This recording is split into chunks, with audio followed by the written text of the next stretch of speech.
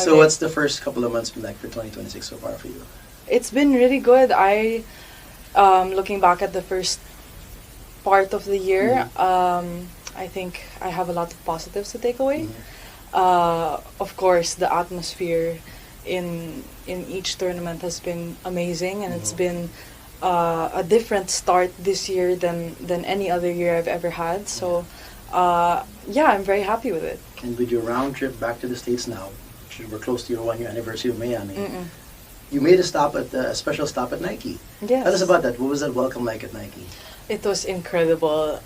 I'd only heard how amazing it was, the Nike headquarters in Portland, and it really lives up to the hype. No, ang laki-laki. It's so big and so impressive, and they were so welcoming. So I think it was a really great experience for me to see how things come to life, where the ideas sprout, and an amazing experience. Any new collabs gonna come out of that? New Sampaguita stuff?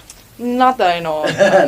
No. All right, Steve, go ahead. Honestly, Craig could say, looking back 4 years ago, Rancho Santa Fe, you did really well. That was just right after the U.S. Open when you won.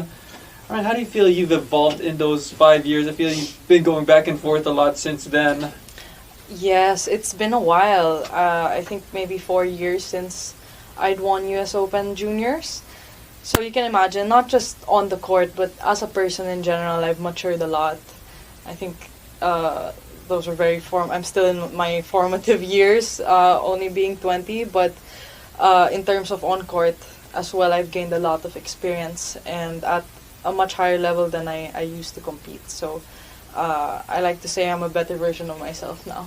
How do you feel this version of yourself is doing on a global scale? Kanina, when the fans, they were telling me, they've been coming here 10 years now, but never had a chance to root for a Filipino until today. How does that make you feel? You're bringing the sport to places hindi tayo sanay sa mga Filipinos at this level. I know Treat Yui and Cecil Mamet. I think you're the first Filipino woman here, actually.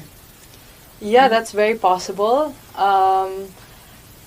Of course, I'm very grateful for all the support that's been coming my way, and it's really heartwarming to see that they really they make the effort and they take the time to come out and to support, and it makes the experience for the player totally different.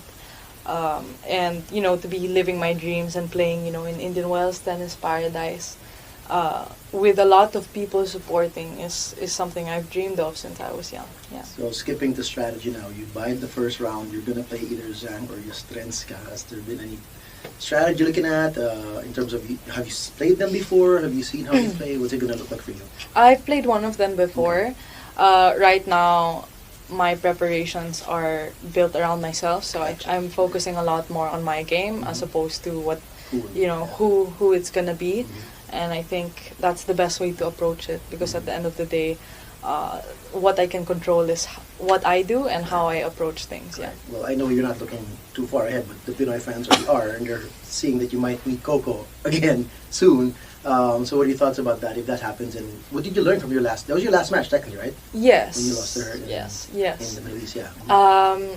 I would love to arrive to that point, but it's my first time here in Indian Wells, and in 1,000, there's no easy match, especially in a second round, so I'm not expecting any free handouts. I would love to play her again. I think she's an incredible athlete and an incredible person, and she's a role model for a reason. Our last match was great. I think she played amazing, and I always learn a lot when I share the court with her, whether it's a practice or our first meeting. So if we were ever to meet again, I would love to take those learnings and try to imply them on the court. Yeah. I guess we were surprised. We were hoping to watch you play today or tomorrow, but you got a first round bye. How big of a help is that and you were able to do 3 practice sessions since yesterday? Yes. Personally, it's a huge achievement to get a bye at 1,000 nonetheless. I don't think I've had a bye since I was probably 12 years old. So I don't know how it's really been long, and not a lot of tournaments give out byes. So this position is very scarce. and I'm really excited to be on court, and I think it's definitely a good push to already start in the second round. Yeah. I guess this is your first time in the U.S. I guess since last year.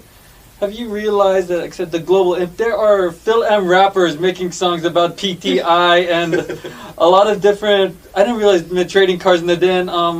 Just what do you think you're doing for and not just, a lot of women are doing so many amazing things. And you're one of the most high profile out of the group. Just what's it like having that impact